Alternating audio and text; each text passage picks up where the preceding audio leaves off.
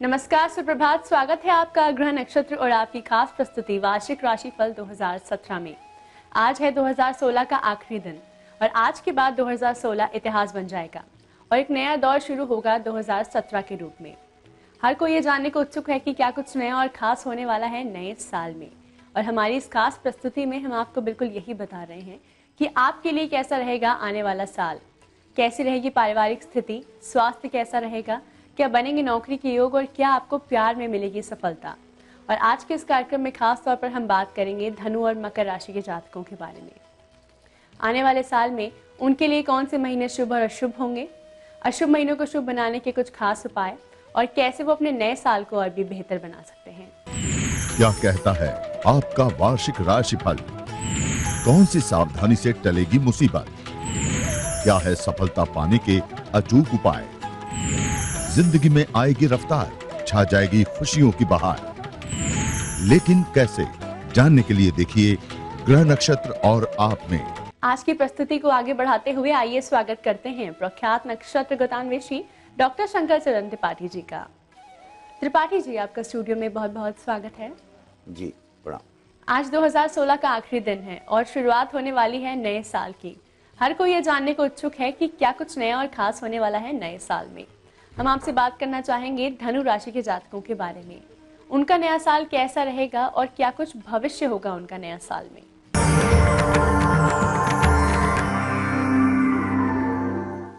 धनु राशि वालों, सर्वोत्तम भाव पर है, नवम भाव किस्मत का है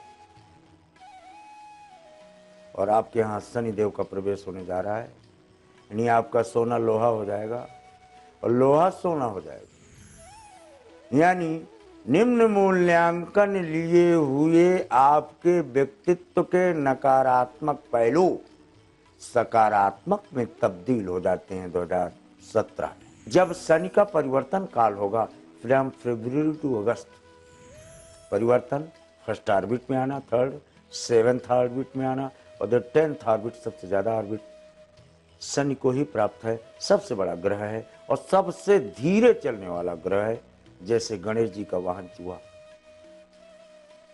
इसलिए इस राशि में स्थायित्व तो है लेकिन विलंबता है, ये ध्यान रखा जाए। इसमें धैर्य की आवश्यकता है। 2017 इस राशि के लिए सर्वथा उपयुक्त है क्योंकि अभी अभी ये राशि रंध्र भावे शनि स्थित्वा, वृश्चिक पर जो शनि था वो अब इसके द्वादश भाव पर हो जाएगा। इसलिए इनको भी उच्च स्तरीय स्थितियों को, अनुकूल परिस्थितियों को स्वयं देखना तय है। ये तो आपने बताया धनु राशि के जातकों के लिए कैसा रहेगा 2017। अब हम आपसे जानना चाहेंगे आने वाले साल में कौन से वो महीने होंगे जो इनके लिए शुभ होंगे, जिनमें ये किसी भी नए काम की शुरुआत कर सकते हैं।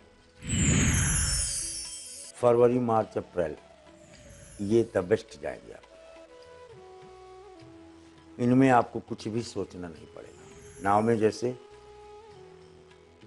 इंजन ना हो और पतवार ना हो, केवल पर्दा लगा दिया जाए तो अनुकूल हवाएं आपको गंतव्य स्थान पर पहुंचा देती हैं। बिल्कुल उसी तरह से आपके 7 महीने धनु राशि वालों श्रेष्ठतम जाने तय हैं, एक्सेप्ट जहां पर 9 का क्रमांक मूलांक 3 और 12, यानी मार्च और दिसंबर, इन महीनों में प्रश्नवाचक चिन्ह को छोड़कर अन्य स्थितियां श्रेष्ठतम सिद्ध हो जाती। शुभ के बाद बारी है अशुभ की। अगर कुछ महीने शुभ हैं तो कुछ अशुभ भी होंगे। हम आपसे जानना चाहेंगे वो कौन से महीने हैं जो इनके लिए होंगे अशुभ, जिनमें की धनु राशि के जातकों को सावधानी बरतनी होगी। 3rd और 12 यानी मार्च और दिसंबर, इन महीनों में आर्द्रता के प्रभाव स्वास्थ्य पर, ह्यूमिडिटी और lack of water in the body, ये आ जाएगा। ध्यान रहे, पानी से कारकत्व और पानी के अकारकत्व के कारण स्वास्थ्य प्रभावित होने की स्थितियां बनी रहेंगी। आकाश मंडल पर होने वाला यह शनि का परिवर्तन आकाश मंडल के नीचे 3 मार्च के महीने में और दिसंबर के महीने में कदापि न सोया जाए। क्यों? शनि का कारकत्व जहां राहु से है और पुच्छिवी, सिंगिका, सुतः, केतु पूंछ होने के कारण इसमें बहुत सारे हड्डियों के रोग, नर्व्स के रोग जन्म लेते हैं। इसलिए इन अस्त्र छोड़ करके इन 3 और 12 को बाकी श्रेष्ठतम स्थितियां देखी जाती हैं। जैसा कि आपने बताया, नए साल में कुछ अशुभ और कुछ शुभ महीने भी हैं। अशुभ महीनों को शुभ बनाने के क्या वो खास उपाय हैं, बताइए हमारे दर्शकों को। जिस धनुष की प्रत्यंचा चढ़ी हो और धनुष बाण चढ़ा हो, वो धनुष कहलाता है। और नाराज प्रत्यंचा से बाण निकल चुका हो 1 अंगुल, ऐसा चित्र इनको अपने शयन कक्ष में लगाने पर प्रतिकूल परिस्थितियों में अनुकूल होने के प्रमाण ऊर्जा के क्रमांक में, जैसे तड़ित चालक का सिद्धांत है के तहत सैगिटेरियस से धनु राशि के लोग अपने कंटकाकीर्ण मार्ग को उपायम से दुष्करात, उपायों से अपने दुष्कर कार्यों की सिद्ध करती है। हमने आपको बताया धनु राशि के जातकों के लिए आने वाले साल में क्या कुछ है खास, कौन से महीने उनके लिए शुभ और अशुभ होंगे और कौन से उपाय होंगे लाभकारी। इसी के साथ वक्त हो चला है एक छोटे से ब्रेक का। ब्रेक के बाद त्रिपाठी जी हमें बताएंगे मकर राशि के जातकों के बारे में। आने वाले साल में उनके लिए उपाय कौन से होंगे लाभकारी और कौन से महीने होंगे शुभ और अशुभ। आप बने रहिए हमारे साथ हमारी खास प्रस्तुति वार्षिक राशिफल 2017 में।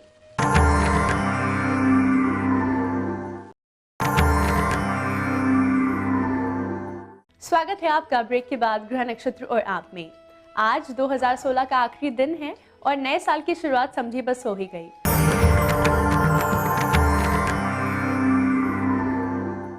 त्रिपाठी जी, हम आपसे जानना चाहेंगे मकर राशि के जातकों के बारे में। ब्रेक के पहले आपने बताया धनु राशि के जातकों के बारे में कि उनका नया साल कैसा रहेगा। अब आपसे बात करें मकर राशि के जातकों के बारे में, तो आप दर्शकों को बताएं कि उनका नया साल क्या नया रंग लाएगा।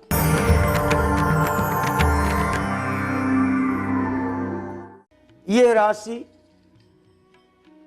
के द्वादश पहुंचेंगे शनिदेव। ये राशि शनि से प्रभावित रहेगी।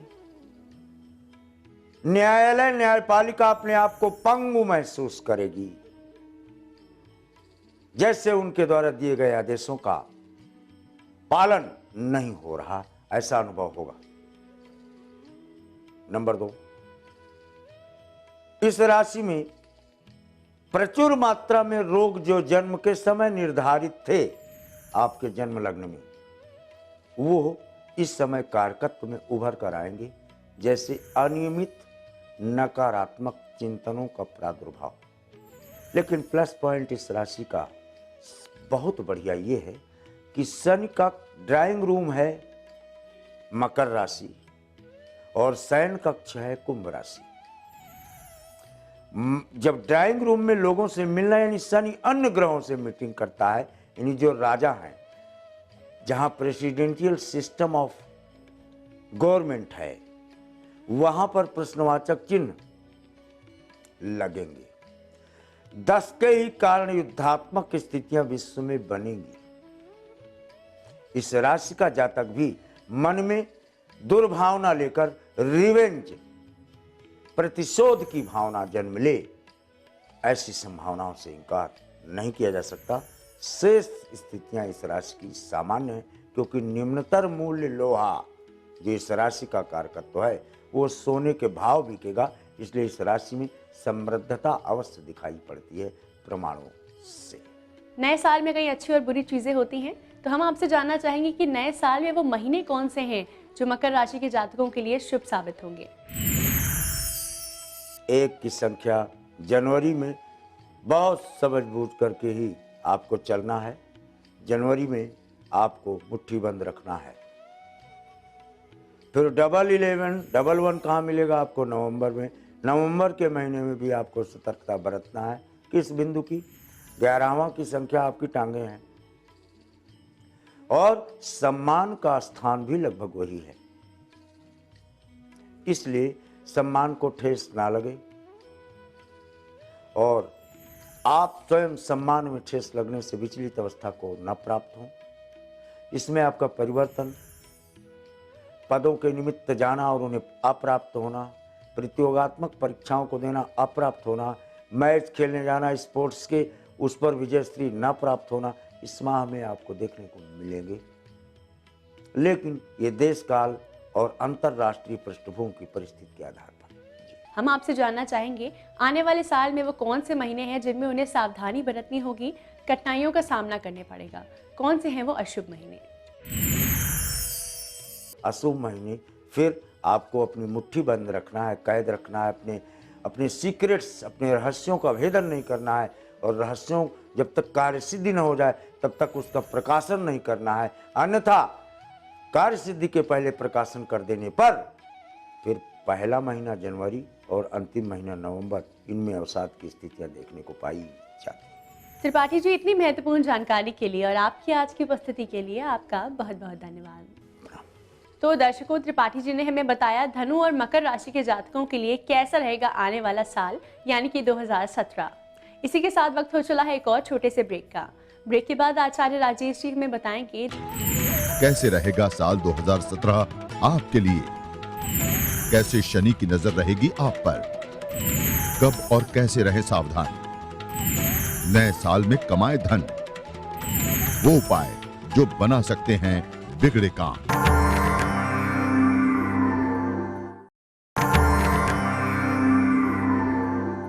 आपका स्वागत है ब्रेक के बाद हमारी खास प्रस्तुति वार्षिक राशिफल 2017 में।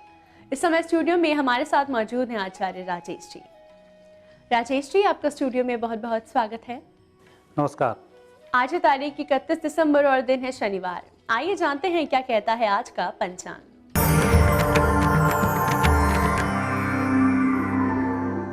पौष मास शुक्ल पक्ष द्वितीय तिथि शनिवार का दिन है। शुभ समय प्रातः 6 बजे से 7:30 तक, राहु काल प्रातः 9 बजे से 10:30 तक। आज चंद्रमा रहेंगे मकर राशि में। आज हम बात करेंगे धनु राशि और मकर राशि वाले व्यक्तियों के लिए 2017 वर्ष कैसा होगा। सर्वप्रथम आप दोनों राशि वालों के लिए यह वर्ष मंगलमय हो, सुख शांति समृद्धि दायक हो, ऐसी हमारी मंगल कामना है। पंचांग के बाद अब हम आपसे जानना चाहेंगे धनु राशि के जातकों के लिए नए साल में शनि का क्या प्रभाव होगा और उनकी वैवाहिक स्थिति कैसी होगी। सबसे पहले हम देखते हैं शनि की ढैया या साढ़े साती। तो धनु राशि वाले व्यक्ति इस समय शनि की साढ़े साती से गुजर रहे हैं।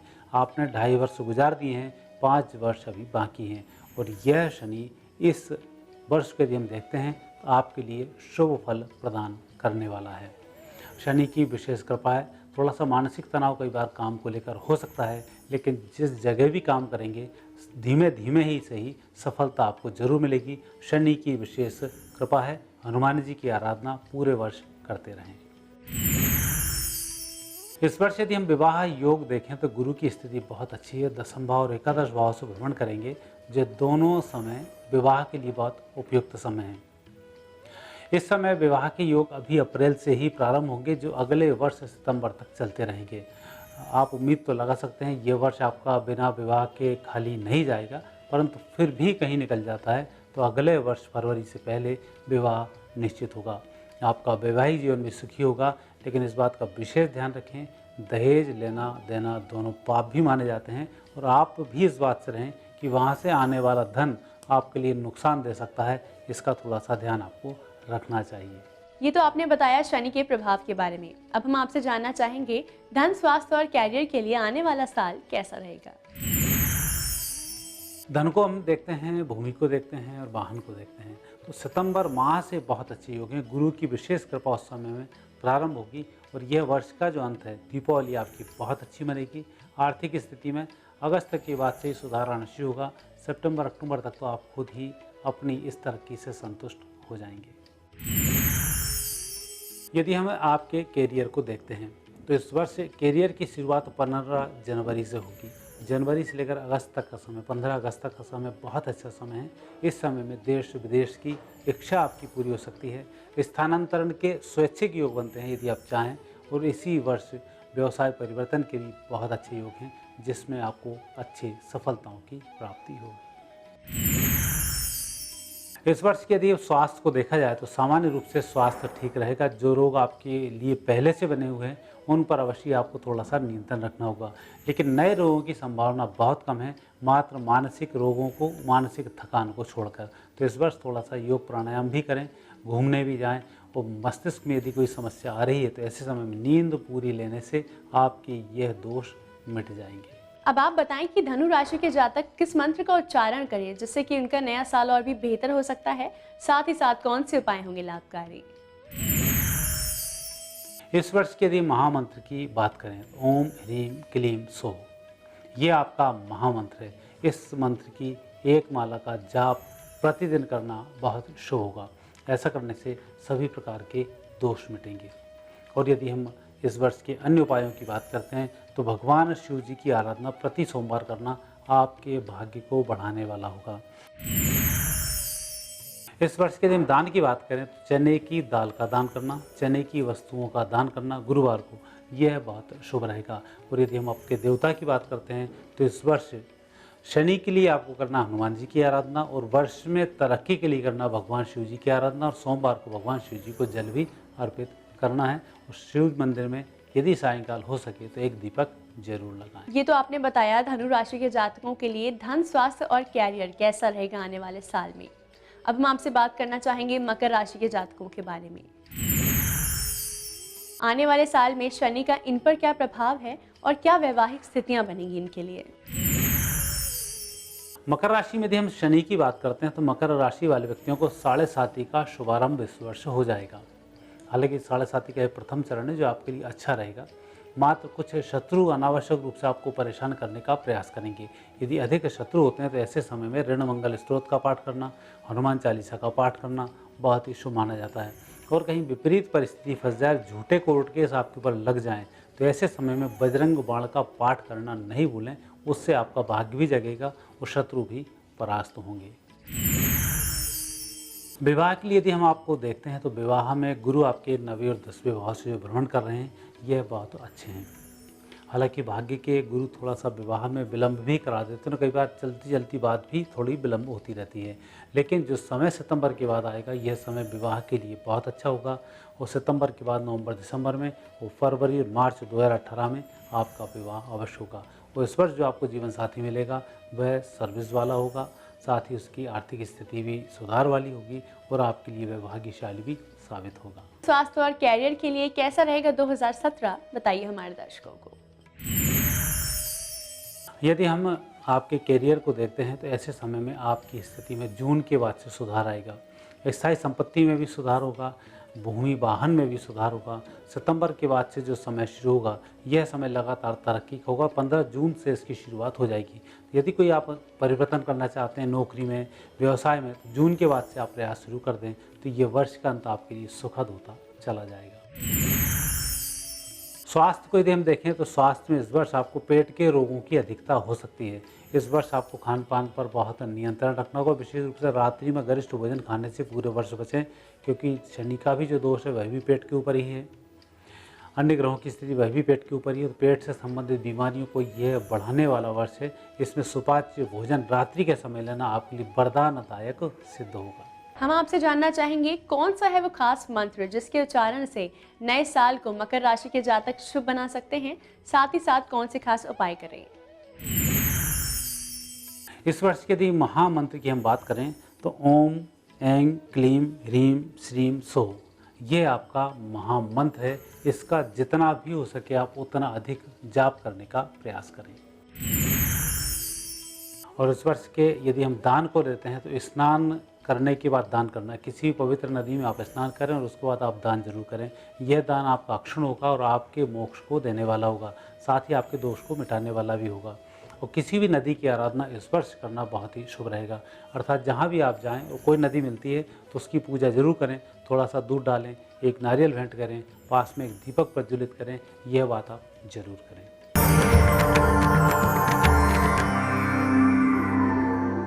राजेश जी, इतनी महत्वपूर्ण जानकारी के लिए और आपकी आज की उपस्थिति के लिए आपका बहुत बहुत धन्यवाद। धन्यवाद। दर्शकों, इसी के साथ वक्त हो चला है आज के एपिसोड को समाप्त करने का। आज के कार्यक्रम में हमने आपको बताया धनु और मकर राशियों के लिए आने वाला साल यानी कि 2017 कैसा रहेगा। कल के कार्यक्रम में हम बात करेंगे अंतिम 2 राशि यानी कि कुंभ और मीन राशि के जातकों के बारे में। आने वाले साल में उनका धन, स्वास्थ्य और कैरियर कैसा रहेगा, उनके लिए कौन से शुभ और अशुभ महीने हैं, साथ ही साथ कौन से उपाय उनके लिए होंगे लाभकारी। आप बने रहिए हमारे साथ कार्यक्रम ग्रह नक्षत्र और आपकी खास प्रस्तुति वार्षिक राशिफल 2017 में।